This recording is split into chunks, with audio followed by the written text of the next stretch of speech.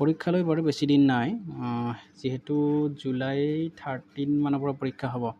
আপোনালোকে এইকেইদিন কেনেকুৱা কি ষ্টাডি কৰে বা কেনেকুৱা মানে স্মাৰ্ট টেকনিকত কিছুমান বস্তুত ইম্পেক্ট কৰিব পাৰে, মই বিগিনাৰসকলৰ কাৰণে কোৱা নাই, হেৰিখিনিৰ কাৰণে কৈছোঁ, যিখিনি মানে ইণ্টাৰমিডিয়েট অলৰেডি যিখিনি ষ্টুডেণ্টে ডিগ্ৰী পাছ কৰিছে বা জেনেৰেল নলেজ এইবিলাক পঢ়িছে, সেইখিনি ষ্টুডেণ্টৰ কাৰণে মই ক'বলৈ ওলাইছোঁ। কথাটো হ'ল যে আমি চিলেবাছখন ভালদৰে ফ'ল' কৰিব লাগিব। চিলেবাছখনত যি আছে একদম কাট টু কাট পইণ্টত চাব লাগিব।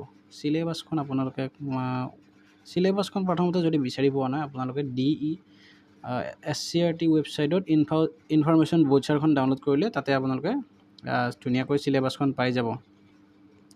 চিলেবাছখনত দুটা ছেকশ্যন থাকে। এটা প্ৰথম ছেকশ্যনত থাকিব general English, general knowledge, reasoning, আৰু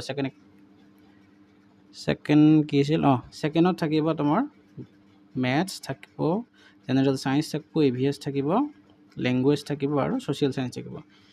এই আমাৰ মেক্সিমাম ষ্টুডেণ্টে ভুলটো ক'ত কৰে জানেনে? লেংগুৱেজত। বাকীখিনিতো চবেই টাচত আছেই, যিহেতু সৰহ সংখ্যক লোকে ADAR পৰীক্ষাৰ কাৰণেও এক্সাম দিছে বা অন্য কিছু কাৰণেও পঢ়িছে।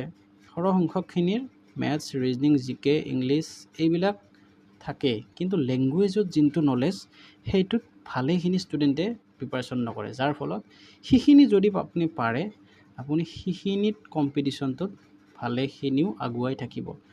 মই আশা কৰোঁ, আমিও সেনেকৈ পঢ়িছিলোঁ, একদম চিলেবাছ কাট টু কাট চাইছোঁ, সেই চিলেবাছৰ টপিক লৈ কিনে এই এটা টপিকৰ ওপৰত এটা মেথছ প্ৰেক্টিছ কৰিছিলোঁ, এটা টপিকৰ ওপৰত এটা নোটছ পঢ়িছিলোঁ।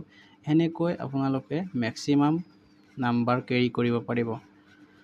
সকলোৰে মন থাকে গভৰ্ণমেণ্ট ইনষ্টিটিউশ্যন এখন পাবলৈ, গতিকে মোৰ যদি এইখিনি ফ'ল' কৰে এই এমাহৰ ভিতৰত, যি পঢ়িছে এতিয়ালৈ, এই এমাহ যদি আপোনালোকে স্মাৰ্টলি চিলেবাছ ৱাইজ চিলেবাছখন চাই কিনে যদি ষ্টাডি কৰে আৰু সেই টপিক অনুযায়ী যদি প্ৰেক্টিছ কৰে, নিশ্চয় আপোনালোকে মন পচন্দৰ ইনষ্টিটিউশ্যনখনত ছিট পাবলৈ সক্ষম হ'ব।